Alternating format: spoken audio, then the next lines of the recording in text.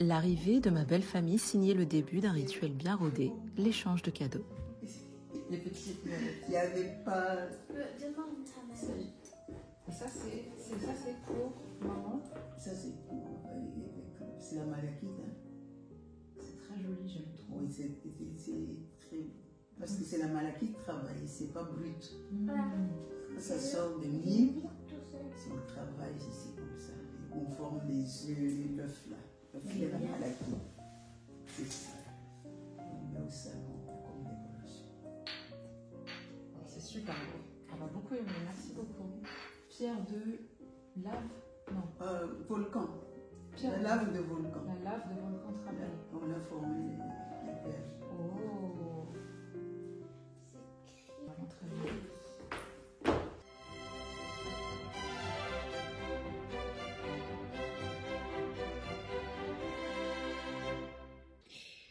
Et les menus sont arrivés. Super bon.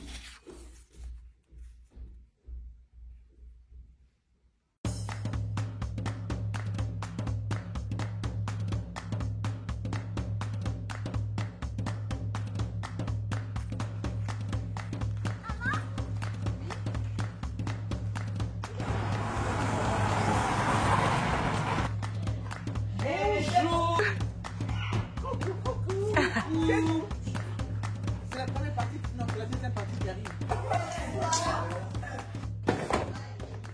Voilà, le midi là, les 2 rosés et puis quelques buts. Je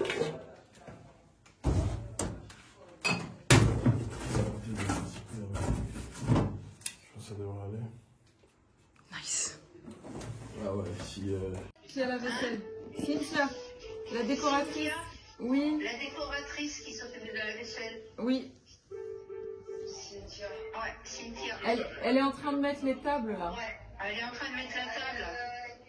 Elle est sous le chapiteau? Oui, ça y est, le monsieur est bas. Ok, parfait. Audrey l'accompagne. Ok, ça marche. Par contre, est-ce que tu as que le congèle qu'il y a dans ta cuisine?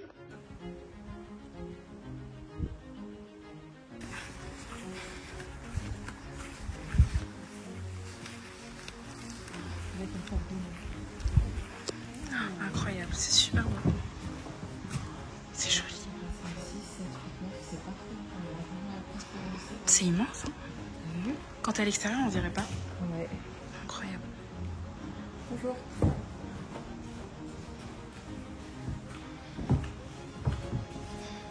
Regarde. Ah ouais, les détails. Elle a suivi. T'as donné un thème? Le pain. Ok. Avec ce bleu. Je te projette. C'est pas fini. Oh. C'est quoi ce genre pressé? C'est pas fini. J'ai même pas mis les couleurs, rien du tout. On vous les presse un petit peu. Hein? Ah, je fais ton en avancement. Oui. Ok. Mais par contre, j'ai besoin de toi. Si, je vais prendre le... Parce qu'il faut que j'envoie un email au traiteur. Parce que... Regardez qui vient de se faire coiffer. Les belles tresses.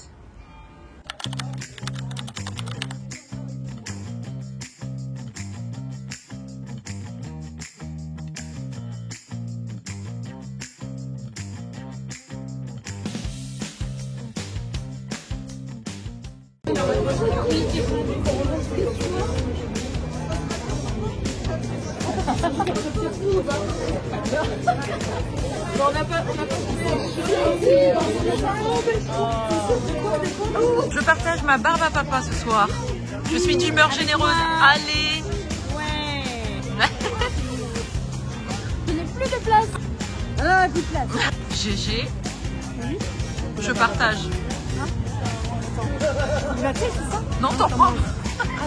Mais par contre, tu l'arraches maintenant. Non, je te le dis, elle a mis... Tu devais pas repartir. On va jamais partir. Les filles, il est 1h10. On va avoir 5 heures de sommeil.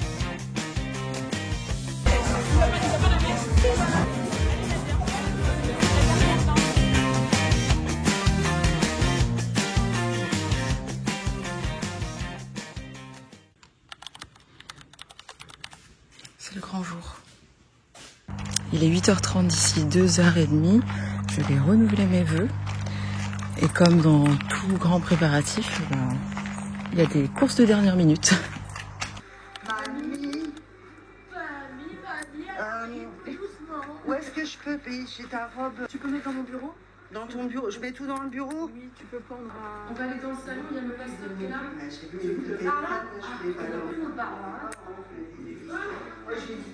le papa de Yves. Ah, voilà, le papa de Yves. Ouais, il se ressemble un peu, hein.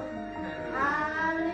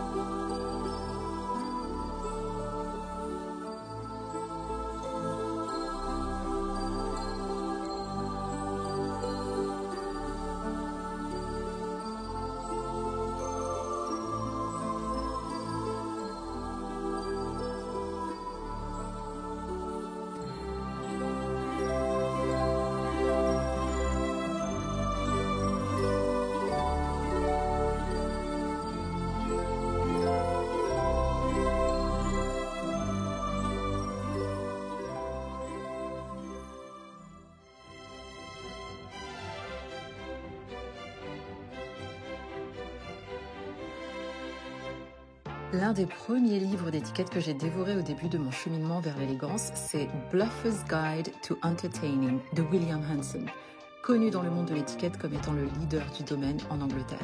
Son guide offre des conseils pour réussir ses réceptions.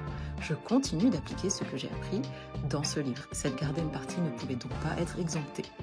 Parmi les conseils que j'ai surlignés dans ce guide, il y a: pour une garden party, il faut un jardin avec pas mal d'espace. Si on n'en a pas, on peut louer l'espace vert d'un hôtel.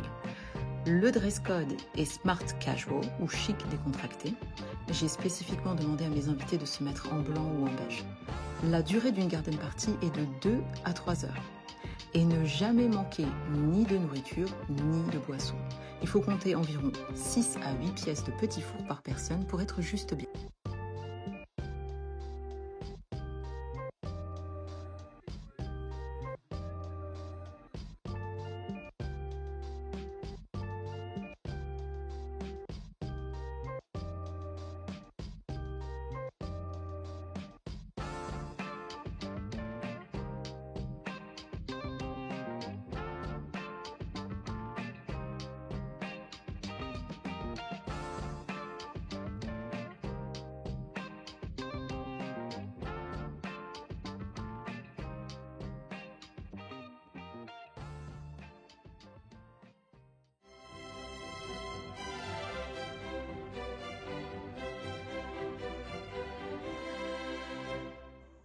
Ce serait mentir que de dire que tout s'est passé sans couac. Dans le courant de la soirée, nous avons eu à intervenir pour un chaton abandonné par sa mère dans l'un des buissons de notre jardin. Notre lave-vaisselle a fui 2 fois. Il y a eu des retouches de dernière minute, mais vous savez ce qui a rendu le moment parfait et inoubliable? Les gens. À chaque souci, je n'ai même pas eu le temps de réfléchir. Tout le monde trouvait des solutions, s'entraider, même s'ils ne se connaissaient pas. J'ai un entourage en or. Parce que je n'avais pas pu monter ma fermeture toute seule. Ah, j'arrive tout de suite. Quand la soirée a débuté, que j'accueillais tout le monde, j'étais envahie par l'excitation et la joie, et en même temps la déception parce qu'on s'approchait de la fin. Le dîner et la fête sont le dernier acte de ce week-end absolument fabuleux. La fête, c'est vraiment le moment où le savoir-vivre et l'élégance prennent tout leur sens. Mais sans aucun doute, la clé de la réussite de cette soirée fut la liste des invités. Bien sûr, il y a le placement à table à bien gérer, mais j'ai réalisé à quel point mon entourage était solide en les voyant tous s'entendre si bien, connectés à un point tel que la plupart se sont échangés les numéros et m'ont rapporté le lendemain à quel point ils étaient heureux des rencontres qu'ils avaient faites. Cela fait que l'ambiance fut incroyable. intimiste, vraie, chaleureuse. L'une de ses invitées, Alice, m'a fait le sublime cadeau de partager son talent de cantatrice. Elle a complètement élevé cette soirée à un autre niveau. Notre chanteuse de ce soir.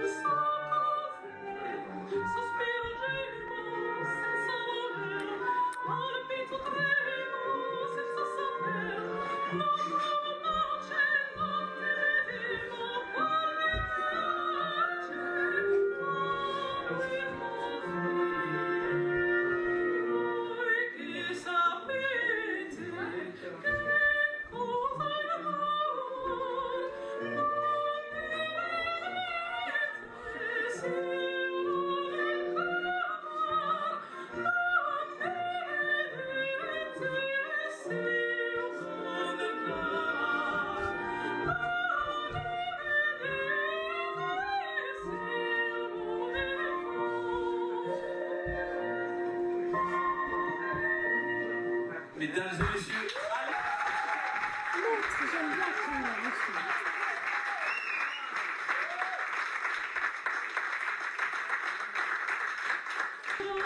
c'est pas fini, il y en a encore.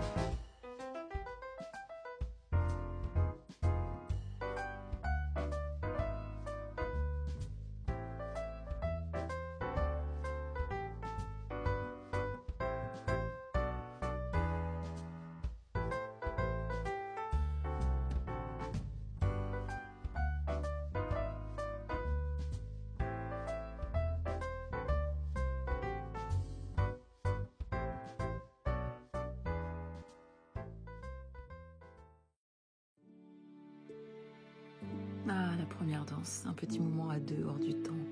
En 2015, notre première danse fut sur All of Me de John Legend. Et 10 ans après, nous refaisons notre première danse sur All of Me, mais cette fois-ci interprétée par l'Orchestre Philharmonique de Liverpool. Je pense faire encadrer la partition parce que c'est une magnifique chanson dans laquelle nous nous retrouvons.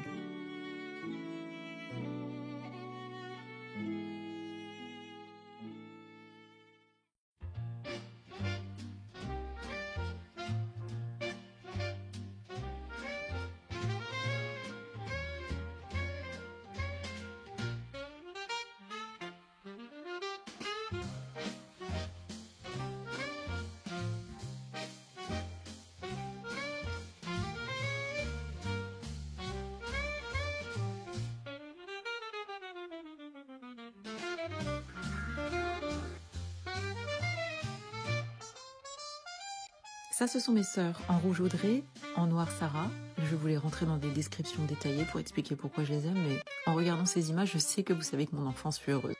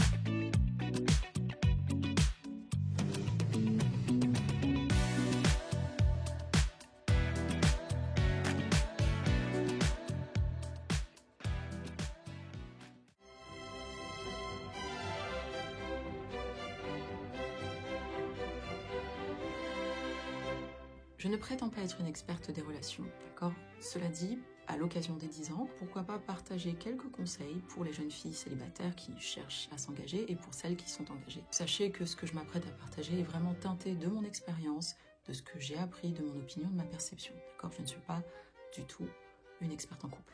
Alors, pour les jeunes filles célibataires, j'ai 2 points. Pourquoi vous voulez vous marier?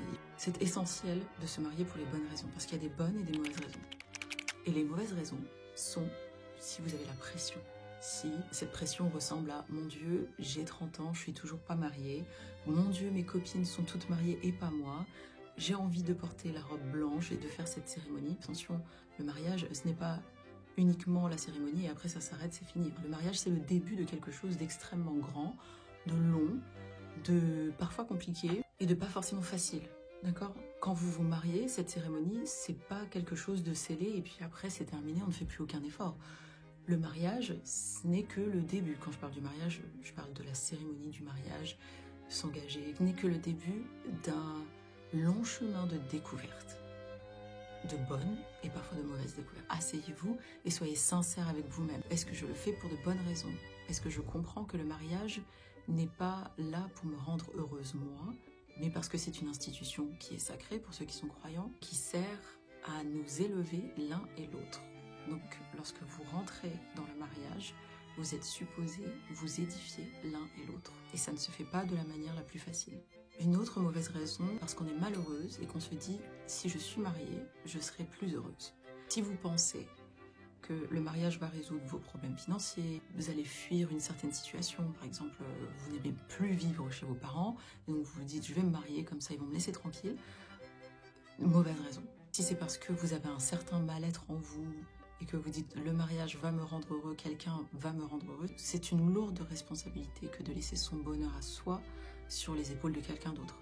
Ce n'est pas à une personne tierce de vous rendre heureux, vous êtes supposé vous rendre heureuse vous-même d'abord. Donc si vous avez du travail à faire sur vous, faites-le avant de vous engager dans un mariage, s'il vous plaît. Parce que la seule chose que ça va faire, le mariage, c'est amplifier tous les problèmes que vous avez déjà. Pourquoi? Parce que le conjoint est comme un miroir. C'est la personne la plus intime avec qui vous serez dans votre vie. Et forcément, il va refléter toutes les choses que vous avez en vous. Les bonnes, mais aussi les mauvaises. Et toutes ces choses que vous enfouissez, que vous essayez d'ignorer, et que vous pensez que ça va disparaître juste en les ignorant, elles vont ressortir dans le mariage. Donc faites votre travail sur vous d'abord et ensuite engagez-vous avec quelqu'un. Le deuxième conseil que je peux vous donner, vous jeunes filles, si vous êtes en train de fréquenter quelqu'un, écoutez les bonnes paroles, ça fait toujours du bien. Je t'aime, tu es la plus belle femme au monde, etc., etc. Ça fait du bien, ok? Mais ne prenez pas vos décisions en fonction de ça. Vos décisions, vous les prenez en fonction des actions. Vous devez observer. D'accord? Donc c'est bien joli tout ce qu'il va vous dire. Prenez en compte, mais prenez vos décisions surtout sur ce que vous voyez, ce que vous allez constater. Comment il se comporte avec les autres, comment il parle avec les autres, comment il parle des autres. Quelle est sa relation avec sa mère, quelle est sa relation avec son père. Étudiez bien son entourage. N'hésitez pas à poser des questions sur son enfance. Comment il a grandi, quelles sont ses aspirations, etc. sans en faire un interview. Okay? Regardez quels sont ses amis, qu'est-ce qu'ils disent de lui. Est-ce que le discours est cohérent? Pareil pour lui, est-ce que son discours est cohérent avec ses actions? S'il y a des choses que vous voyez, que vous n'appréciez pas avant le mariage, sachez que ce sera amplifié après le mariage. Ce n'est pas parce que vous allez vous marier qu'il va changer. Ce n'est pas parce que vous allez lui faire un enfant qu'il va changer. S'il y a des choses qui vraiment ça vous dérange et vous vous dites est-ce que je suis capable de vivre 30, 40, 50, 60 ans avec ce petit défaut-là, sachez que ce petit défaut-là sera amplifié avec le mariage. Et il ne va pas changer. En tout cas, il faut partir de l'idée qu'il ne change pas. Vous n'êtes pas là pour changer votre partenaire. Et ça fait partie des conseils que je donne pour la deuxième catégorie, donc celles qui sont déjà en couple. Vous ne le changerez pas. Vous devez accepter que le conjoint que vous avez pris est tel qu'il est. Vous l'avez aimé tel qu'il était. Si vous partez du principe qu'il va changer parce que vous allez vous marier, niette. S'il y a vraiment des gros problèmes, parce que tout à l'heure je le disais, le mariage sert à nous édifier l'un et l'autre. On est supposés tous les deux évoluer, monter ensemble. Ce que je disais pendant le renouvellement de mes vœux à mon mari, c'est que nous ne sommes plus les mêmes qu'il y a 10 ans. C'est-à-dire que la Nadia qui a dit oui il y a 10 ans et le Yves qui a dit oui il y a 10 ans, aujourd'hui ce ne sont plus les mêmes personnes. Mais nous avons évolué, nous sommes édifiés ensemble. Je ne dis pas que ce chemin a été facile, ça a été difficile et parfois douloureux, mais il faut accepter le fait qu'on ne change pas quelqu'un. En revanche, vous devez voir de l'amélioration. Là où je dis où c'est un red flag et que si vous avez envie de couper court, vous coupez court, c'est si vous voyez que la personne est consciente qu'il y a des problèmes à régler, mais qui refuse ou qui fait semblant d'y travailler. Quelqu'un qui a vraiment des gros soucis, qui comprend qu'il y a des gros soucis sur lesquels il faut travailler et qui vous dit « Ah, mais tu dois m'accepter tel que je suis », ça, c'est les paroles de quelqu'un qui n'a pas envie de travailler, qui n'a pas envie de s'améliorer, qui n'a pas envie de changer quoi que ce soit. Alors oui, je disais, on ne part pas avec l'idée qu'on va changer la personne, on ne la change pas. En revanche, elle peut s'améliorer et elle doit avoir l'envie de s'améliorer. Le but, c'est d'évoluer. Quand on dit vieillir ensemble, c'est pas uniquement se flétrir, d'accord? C'est vraiment vieillir, mûrir ensemble. On est supposé être plus élevé, plus grand. Il y a vraiment deux catégories de personnes dans un couple. Soit vous êtes avec une personne qui va vous vider, vous détruire ou vous faire stagner, soit vous allez être avec une personne qui va vous élever, vous édifier et vous allez monter ensemble. Et quand je dis monter, je ne parle pas uniquement de statut, hein, d'accord? Je ne parle pas de choses matérielles. Je parle d'humainement, en tant que personne individuelle, vous devez vous sentir bien. C'est-à-dire que vous devez aimer la personne que vous devenez avec cette personne. Et la personne en face de vous doit ressentir la même chose. Deuxième conseil un peu douloureux à entendre, mais vous devez l'entendre, pour vous les femmes, soyez prêtes à partir, d'accord? Quand tout est rose, tout va bien, lune de miel, etc. Il faut comprendre que le langage homme et femme est différent. Les femmes vont chercher à se faire comprendre. C'est des êtres très émotionnels qui vont chercher à se faire comprendre. Et là où ça bute souvent, c'est qu'elles cherchent à tout prix à se faire comprendre. Elles vont parler, envoyer des pavés, écrire, pleurer, se mettre à genoux, supplier. Ils entendent. Ce n'est pas ça qui va les faire réagir. Soyez prêtes à partir. S'il y a manque de respect, et que vous expliquez une fois, chérie, ça, je ne peux pas l'accepter, et que vous n'avez aucune réaction, ou que le manque de respect continue, ça ne sert à rien de répéter, ça ne sert à rien de crier, ça ne sert à rien de pleurer, de supplier, de vous mettre à genoux. L'action. Vous n'êtes pas obligé de faire un scandale, prenez vos sacs. Et soyez prête même mentalement dans votre tête à vous dire « Oh, maintenant je me recentre sur moi, je pars ». Et il doit comprendre que c'est très sérieux, c'est pas du bluff. Ne le faites pas pour bluffer, parce que ça se sent, ces choses-là. Ça ne sert à rien non plus de menacer. Si tu continues, je vais partir. Ça ne sert à rien. Il faut juste partir. Là où réside la force des femmes, le silence. Entre femmes, nous pouvons parler. On se comprend. On sait qu'il y a des émotions derrière, on comprend ces émotions. On sait comment entendre les émotions de l'autre. Encore une fois, je généralise. Je ne dis pas que les hommes ne sont pas du tout émotionnels, ok? En général, et en fonction de ce que j'ai vu et ce que j'ai pu percevoir aussi dans mon expérience, ce n'est pas la même chose. Les hommes réagissent aux actions et pas aux cris et aux pleurs. Partez. Premier manque de respect, quelque chose de vraiment où c'est vraiment catégorique pour vous, vous dites non, je n'accepte pas ça. Vous partez. Alors, pas pour toujours, forcément, mais vous ne lui dites pas, je vais revenir quand il ira. Non, vous lui dites rien du tout. Même si ça prend 1 an, 3 ans, 10 ans, on ne revient pas tant qu'il n'y a pas un vrai changement. Et attention à ceux qui font semblant. Dire, ok, d'accord, je vais aller faire cette thérapie. et il s'assoit avec le thérapeute juste pour vous faire plaisir, pour que vous la fermiez, clairement.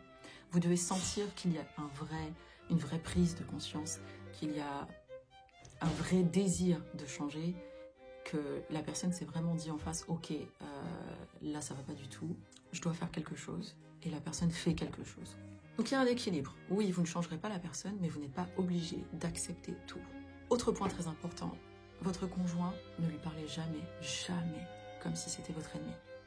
Il n'est pas votre ennemi. Considérez-le comme un ami, en tout temps. Et c'est facile quand tout va bien. Mais là, je vous parle de vraiment quand ça va pas du tout. Les moments où ça ne va pas du tout, je vous en supplie, continuez de ne pas le voir comme votre ennemi, ni comme une compétition, parce que ça ne va jamais marcher. Bon, là, je parle pour les personnes croyantes comme moi. En général, lorsque ça va mal, je ne m'attaque pas à lui, je m'attaque à l'esprit qui est derrière. Esprit de jalousie, esprit de colère, je me mets à genoux, je prie contre cet esprit qui est derrière lui. C'est cet esprit-là que je combats, ce n'est pas lui. En 10 ans de relation, enfin non, en 15 ans de relation, il y a eu des hauts et des bas. Et même dans les moments où ça allait pas, les désaccords, jamais je ne lui ai manqué de respect, jamais on s'est insulté, jamais on s'est manqué de respect. Le ton pouvait hausser, mais jamais dans les paroles on s'est manqué de respect. Ne parlez jamais en mal de votre conjoint. On ne doit jamais vous entendre parler en mal de votre conjoint. C'est essentiel. Vous pouvez penser de lui ce que vous pensez, les mauvaises choses, lui dire en face, etc. Mais ça ne regarde que lui et vous. Tout ce qui doit sortir de votre bouche en public doit être positif le concernant. Et enfin, dernier conseil, alors ça c'est un constat que j'ai fait, qui était assez lourd et difficile pour moi, c'est de faire du couple la priorité, même avec les enfants. Parce que ce qui se passe souvent, au fur et à mesure, vous avez la logistique qui rentre, vous commencez à avoir des enfants, vous avez des charges, des responsabilités, et votre routine, ça devient centré sur les enfants, ce qui est normal, c'est naturel.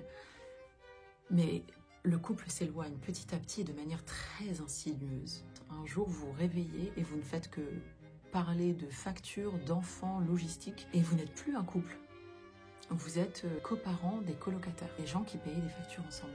Il est essentiel que vous continuiez à passer du temps de qualité de couple ensemble. Ce qu'on a commencé à établir depuis un petit moment maintenant, parce qu'on s'est rendu compte de ça, c'est de faire chaque semaine un meeting couple et de considérer ce moment en couple comme une priorité, mais vraiment haute priorité, aussi prioritaire qu'un meeting business. C'est-à-dire que contre vents et marées, peu importe si on a quelque chose, un appel, le travail, on s'en fiche. Nous avons notre meeting couple, on passe du temps ensemble et on s'interdit de parler travail, on s'interdit de parler enfants. On est les deux amis, Yves et Nadia, ensemble. On se fréquente, on sort. On n'est pas obligé en plus d'aller au restaurant ou quoi. Ça peut être... on a une petite terrasse au niveau de notre chambre, on fait un feu, on boit notre petit verre de vin, puis on rigole, on partage quelque chose, on Netflix and chill, comme on dit. Ouais, on passe du temps de qualité de couple ensemble. Et avant, ça m'outrait en tant que mère de dire « mais non, les enfants doivent passer devant ». Non, les enfants ont besoin, pour leur bien-être et pour bien grandir, de voir qu'au centre, il y a un couple bien solide. Parce que le couple que vous leur donnez de voir aujourd'hui en grandissant, c'est certainement le couple qu'ils vont construire plus tard. Ça, ce sont les quelques conseils que j'ai à vous partager. J'ai la chance d'avoir des beaux-parents qui sont un couple pastoral, spécialisé dans les mariages, les couples. Et donc, ils ont plus de 30 ans d'expérience, ils ont écrit un livre dessus. Et je comptais leur poser quelques questions, les inviter à s'asseoir dans mon bureau pour enregistrer un premier épisode de podcast pour la saison 2 du Classique Inso. Donc c'est surtout si vous avez des questions de couple à poser, n'hésitez pas à les poser. Si vous voulez que ce soit anonyme, vous pouvez m'envoyer un message en privé. Et je leur poserai la question pendant cet épisode de podcast et vous ferez part des réponses plus tard. Pour terminer sur le mariage, ça reste la plus belle expérience, la meilleure chose que j'ai accomplie dans ma vie.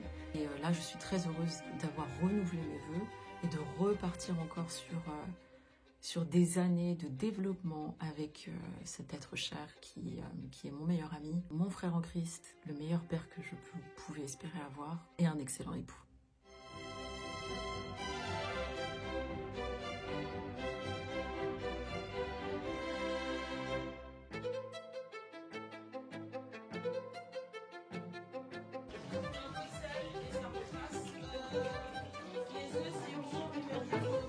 Elle, c'est Anaya, famille du côté Kabongo, talent culinaire inégalé. Elle fait ses études à Paris chez Alain Ducasse. Je pensais être perfectionniste, jusqu'à ce que je vois comment elle travaille. Le brunch d'après-mariage est supposé être un brunch vite fait pour finir les restes de la veille. Vous allez voir dans quelques instants comment nous sommes passés de brunch de reste à brunch de rêve. Merci Anaya.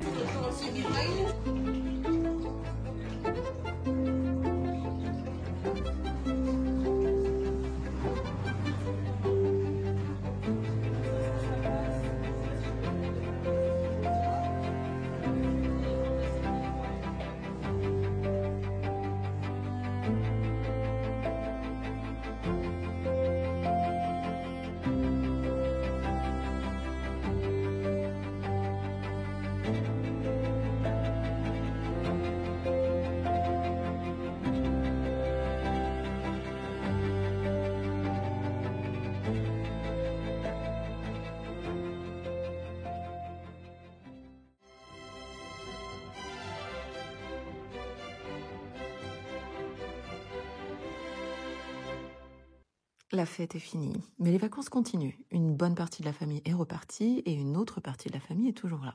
Donc je les emmène avec moi faire quelques courses.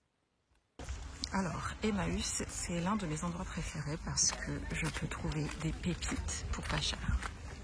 Et notamment pour les meubles et la vaisselle. Parce que je trouve que les meubles qu'on fait aujourd'hui ne sont pas des meubles faits pour durer, alors qu'avant ils étaient faits pour durer. Ils étaient même passés de génération en génération. Et aujourd'hui, on fait plutôt des choses jetables. Comme vous voyez, ce meuble ici, absolument magnifique, ce buffet. Et j'imagine qu'il n'est même pas trop cher. Et bien sûr, remettre au goût du jour s'il n'est pas au goût du jour. Parce que j'ai acheté un buffet à 80 € ici, qui ressemble à celui-ci, que j'ai commencé à poncer, que je n'ai pas terminé, mais que je compte repeindre en noir. Vous voyez ? 110 €. Alors que pour un meuble de cette qualité-là, il faudrait bien compter au moins 3000 €. Magnifique.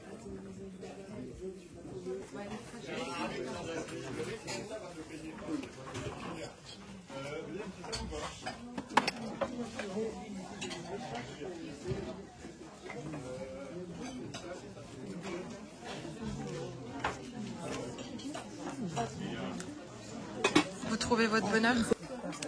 Pour les turgoules. Faut que je vous fasse une turgoule.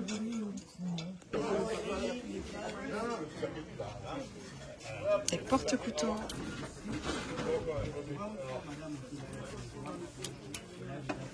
Ah bah ça j'ai les mêmes.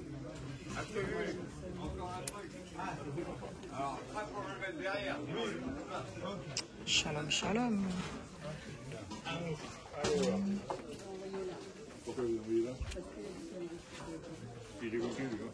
Et en voilà une dans son élément, maman et ses tissus.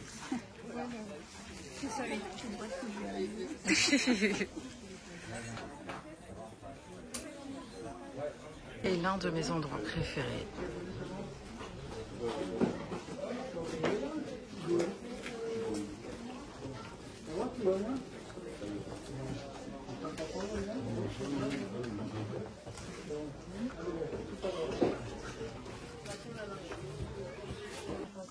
Alors, comme j'ai envie de refaire un petit peu, changer la déco de la table, parce que depuis avril j'ai la même déco. Ça c'est que des nappes serviettes là aussi. Donc je pense que je vais reprendre des nappes et des serviettes de couleur. Oui. Où est maman? Je vais prendre ça, le lot de combien? 12 serviettes pour 24 €. Donc comment je fais pour les garder blanches? Alors déjà tu les laves à 60 degrés. D'accord. Avec une lessive normale, liquide mieux. Ok. Et tu ajoutes une bonne cuillère à soupe, voire 2 de bicarbonate. Ok. Dans le tambour? Dans le tambour. Ok. Dans le tambour. Et puis... Et s'il y a des taches de, par exemple, de sauce tomate ou de vin? Il faut que tu tamponnes doucement avec de la javel. De la javel. Vraiment très très doucement. Ok. Et tu mets tout à laver aussitôt. Tu rinces et tu remets à laver aussitôt. Donc je tamponne avec un peu de javel, je rince. Javel dilué. Javel dilué, oui. Je rince et je mets directement à laver à 60. Oui. Ok. Et pour le repassage, c'est sur l'endroit. C'est sur l'endroit, Parce ok. que ça fait ressortir le relief du damas. Le relief du damassé. En repassant sur l'endroit. Ça fait briller plus.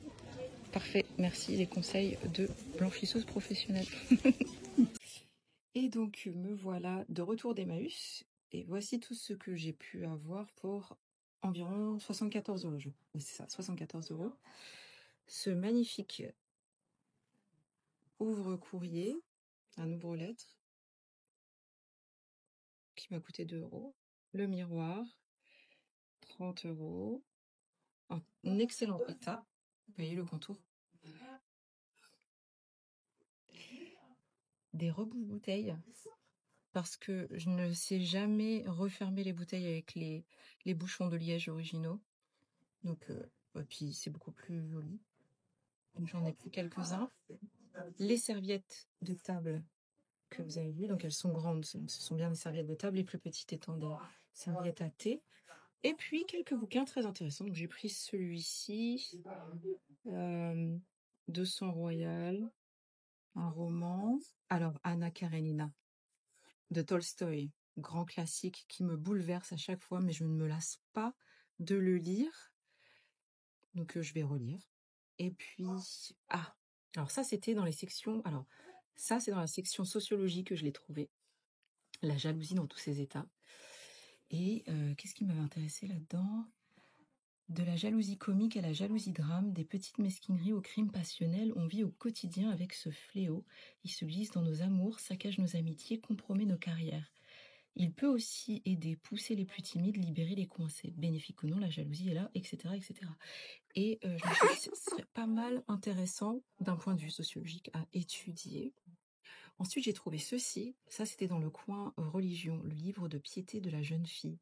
Et quand je l'ai feuilleté, je me suis dit, ce serait pas mal à étudier non plus. Parce qu'il y avait, je suis tombée là-dessus, et il y avait comme ça me faisait penser un peu à ce qu'on voit aujourd'hui sur les réseaux, élégant, pas élégant. La jeune fille mondaine, la jeune fille pieuse.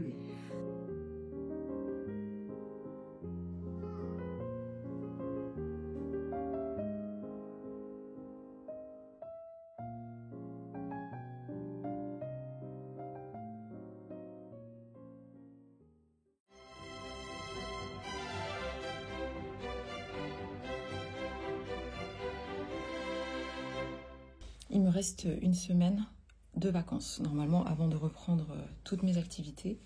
Mais là, j'ai quelqu'un avec qui j'ai travaillé, qui a fait la promotion de ce qu'on avait fait ensemble sur les réseaux. Et je suis envahie de messages.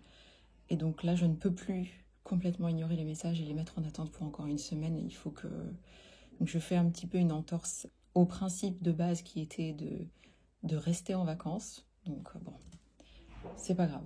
Je me dis au moins quand je reprendrai dans une semaine, ce sera pas trop lourd. Je vais uniquement m'atteler à répondre aux messages et rien d'autre. Promis.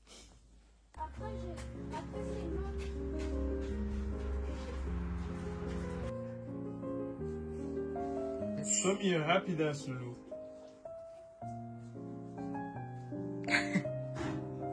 Et cette parenthèse enchantée est terminée. Ce moment de célébration de l'amour, de l'amitié, de l'élégance s'achève. Mon cœur est néanmoins léger, mon esprit est prêt et je suis en joie parce que la rentrée s'annonce pleine de choses très intéressantes que j'ai hâte de vous partager.